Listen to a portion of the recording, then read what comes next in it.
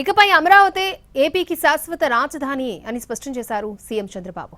ఎవరు ఇంచు కూడా కదల్చలేరని స్పష్టం చేశారు. మళ్లీ వైసీపీ అధికారంలోకి వస్తే ఏం చేస్తుందో అనే భయం అమరావతి రైతులతో పాటు పారిశ్రామికవేత్తల్లోనూ ఉందన్నారు డిప్యూటీ సీఎం పవన్ కళ్యాణ్.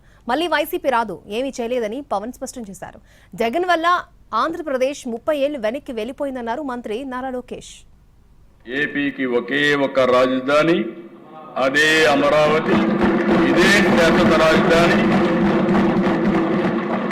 ఇప్పటికే తీర్మానం చేశాం. అసెంబ్లీలో తీర్మానంతో చట్టబద్ధంగా రాజ్యాంగపరంగా అమరావతికి దృఢత్వం వస్తుంది. ఇంకెవ్వరు టచ్ చేయలేరు. ఇంచు కూడా కదలదు, ఇంచు కూడా కదిలించే పరిస్థితి రాదు. శాశ్వతంగా అమరావతి ద్రోహిగా వైఎస్ఆర్ కాంగ్రెస్ పార్టీ నిలుస్తుంది. ప్రతి ఒక్కరికి ఇదే భయం ఉంది, మళ్ళీ రేపు పొద్దున వీళ్ళు వస్తే ఏం చేస్తారని. ఏమి చేయలేరు, రారు, ఏమి చేయలేరు. దానికి ప్రతి పెట్టుబడి పెట్టేవాడు, భూమి ఇచ్చిన ప్రతి రైతు, సెంటు భూమి ఇచ్చిన రైతు దగ్గర నుంచి 1,00,000 కోట్లు పెట్టిన మన లక్ష్మీ గారి దాకా ప్రతి ఒక్కరు ఏమడుతుంది, they need stabilities. We have to commit our cells.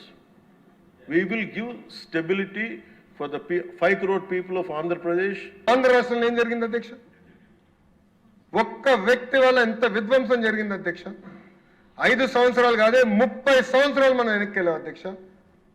ఈరోజు ఒక పక్కన టీజీ భరత్ గారు, ఇంకో పక్కన ఐటీ శాఖ మార్చులుగా నేను పారిశ్రామికవేత్తలను కలిస్తే అధ్యక్ష, వాళ్ళందరూ ఒకటే అడుగుతున్నారు, మీరు గ్యారంటీ ఇస్తారా మళ్ళీ జగన్మోహన్ రెడ్డి అనే వ్యక్తి ముఖ్యమంత్రి అవడని?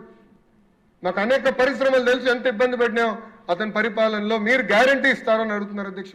50% మంది అడుగుతున్నారు, మీరు గ్యారంటీ ఇస్తారా మళ్ళా